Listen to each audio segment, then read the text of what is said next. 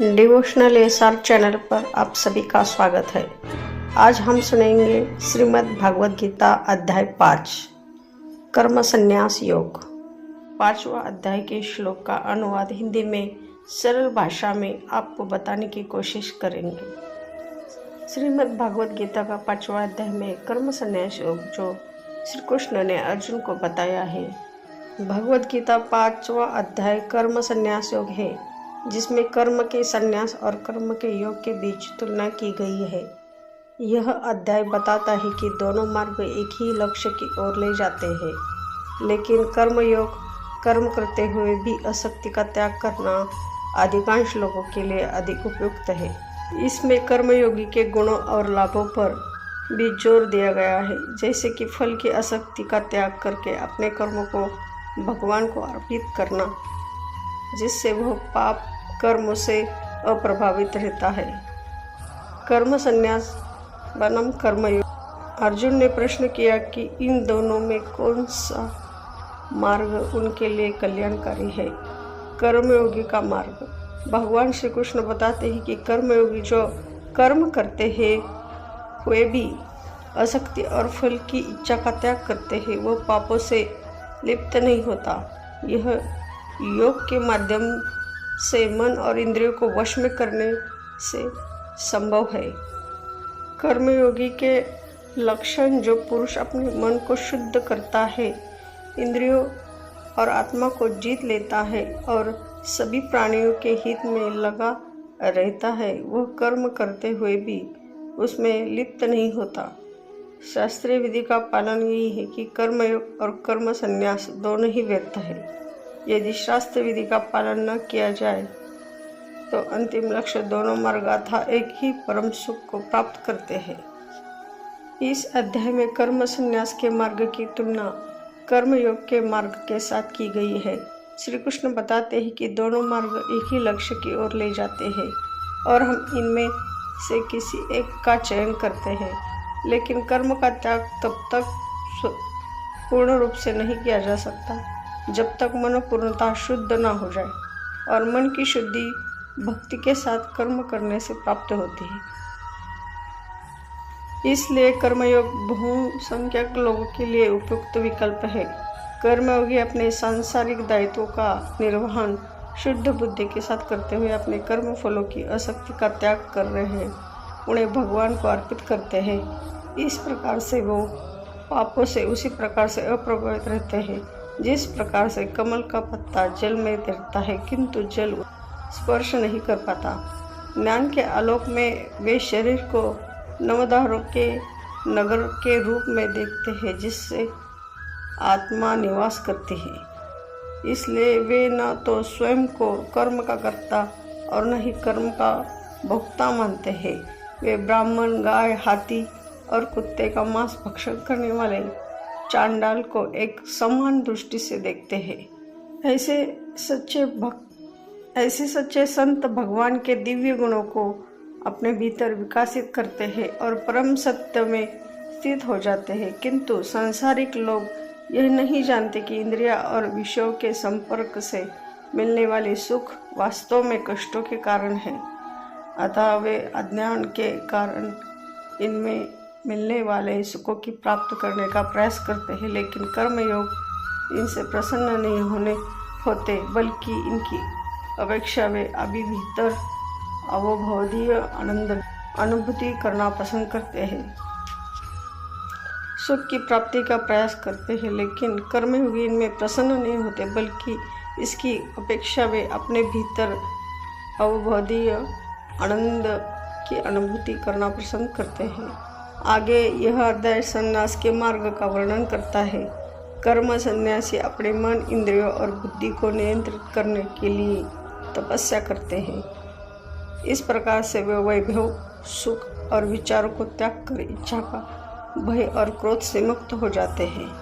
फिर वे भगवान की भक्ति के द्वारा अपनी तपस्या को संपूर्ण करते हैं और अनंत शांति प्राप्त करते हैं। अर्जुन ने कहा है, हे कृष्ण, पहले अपने कर्म संन्यास की सराहना की और फिर आपने मुझे भक्ति युक्त कर्मयोग का पालन करने का उपदेश भी दिया। कृपा पूर्वक आप मुझे निश्चित रूप से बताएं कि इन दोनों में कौन सा मार्ग लाभदायक है। भगवान ने कहा, कर्म संन्यास और कर्म योग दोनों मार्ग परम लक्ष्य की ओर ले जाते हैं, लेकिन कर्म योग कर्म संन्यास से श्रेष्ठ है। वे कर्मयोगी जो न तो कोई कामना करते हैं और न ही किसी से घृणा करते हैं, उन्हें नित्य सन्यासी माना जाता है। हे महाभाव अर्जुन, सभी प्रकार के दिग्गजों से मुक्त होकर कारण वे माया के बंधनों से सरलता से मुक्ति पा लेते हैं।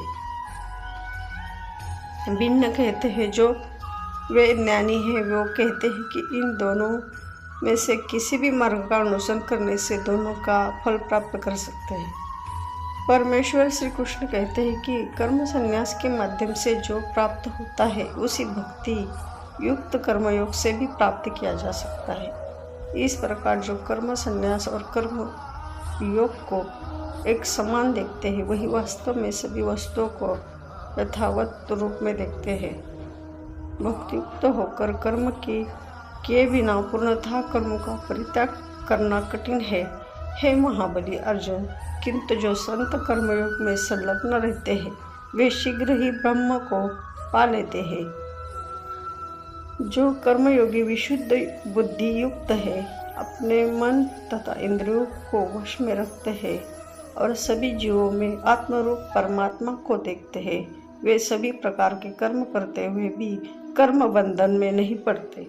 कर्मयोग में दृढ़ निश्चय करने वाले सदैव देखते हैं, सुनते हैं, स्पर्श करते हैं, सूंघते हैं, चलते फिरते, सोते हैं, श्वास लेते हैं, बोलते हैं, त्यागते हुए, ग्रहण करते हुए और आंखें खोलते या बंद करते हुए सदैव यह सोचते कि मैं करता नहीं हूँ, और दिव्य ज्ञान के आलोक में वे केवल यही देखते हैं कि भौतिक इंद्रियां ही अपने विषयों में क्रियाशील रहती है, आत्मा नहीं। वे जो अपने कर्मफल भगवान को समर्पित कर सभी प्रकार से असिक्त रहकर वे जो अपने कर्मफल भगवान को समर्पित कर सभी प्रकार के आसक्ति रहित होकर कर्म करते हैं, वे पाप कर्म से उसी प्रकार से अछूते रहते हैं जिस प्रकार से कमल के पत्ते को जल स्पर्श नहीं करता।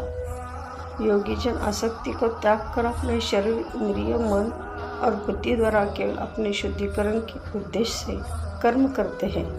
कर्मयोगी अपने समस्त कर्मफलों को भगवान को अर्पित कर परम शक्ति प्राप्त करते हैं, परम शांति प्राप्त करते हैं। तबकि वे जो कामना युक्त होकर निजी स्वार्थ से प्रेरित होकर कर्म करते हैं, वे बंधनों में पड़ जाते हैं, क्योंकि वे कर्मफलों में आसक्त होकर कर्म करते हैं। जो देवधारी जीव आत्मनियंत्रण एवं निरासक्त होते हैं, वो 9 द्वार वाले भौतिक शरीर में भी सुखपूर्वक रहते हैं, क्योंकि वे स्वयं को कर्ता या किसी कार्य का कारण मानने की विचार से मुक्त होते हैं।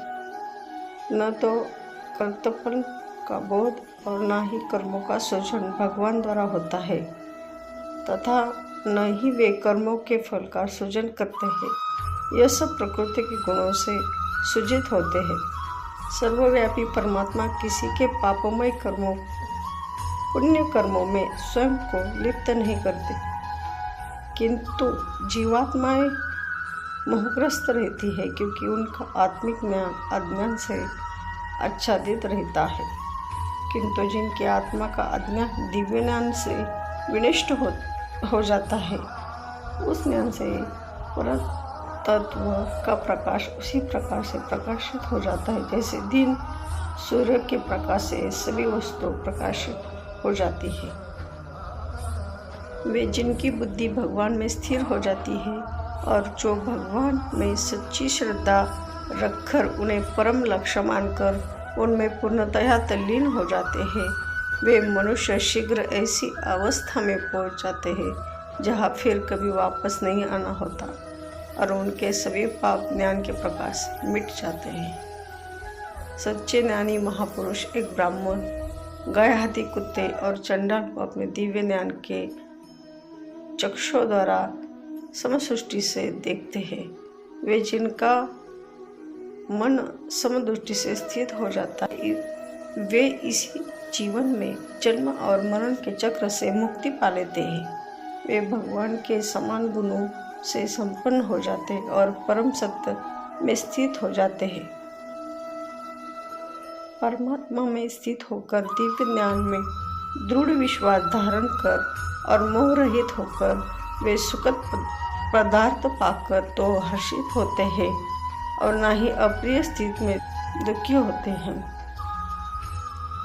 जो बाह्य इंद्रिय सुखों में आसक्त नहीं होते, वे परम आनंद की अनुभूति करते हैं। भगवान के साथ एकनिष्ठ होने के कारण वे असीम सुख भोगते हैं। इंद्रिय विषयों के संपर्क से उत्पन्न होने वाले सुख यद्यपि सांसारिक लोगों का आनंद प्राप्त करने वाले प्रतीक होते हैं, किंतु वे वास्तव में दुखों के कारण हैं। हे कुंती पुत्र, ऐसे सुखों का आदि और अंत है, इसलिए ज्ञानी पुरुष इनमें आनंद नहीं लेते।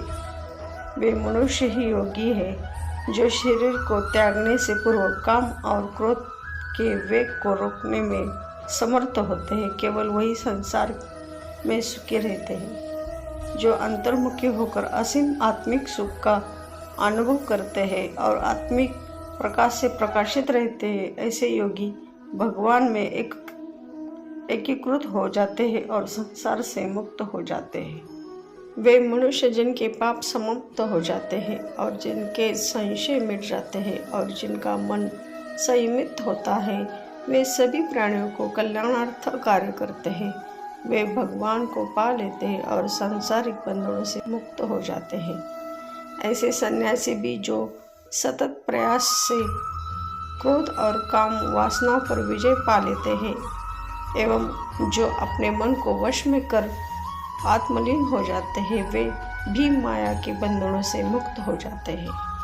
समस्त बाह्य सुखों के विषयों का विचार न कर अपने दृष्टि को भावों के बीच में स्थित कर नासिका में विचारने वाले भीतरी और बाहरी श्वासों से प्रवाह को सम करते हुए इंद्रिय, मन और बुद्धि को संयमित करके जो ज्ञानी कामना और भय को त्याग देता है, वो सदा के लिए मुक्त हो जाता है। जो भक्त मुझे समस्त यज्ञों और तपस्याओं का भोक्ता, समस्त लोगों का स्वामी और सभी प्राणियों का सच्चा हितैषी समझते हैं, वे परम शांति प्राप्त कर लेते हैं। जय श्री कृष्ण। अध्याय 5 में आज हमने सुना भगवान श्री कृष्ण अर्जुन को बताते हैं कर्म संन्यास योग। कर्म संन्यास के मार्ग की तुलना के मार्ग के साथ की गई है और श्री कृष्ण बताते हैं दोनों ही मार्ग एक ही लक्ष्य की ओर ले जाते हैं।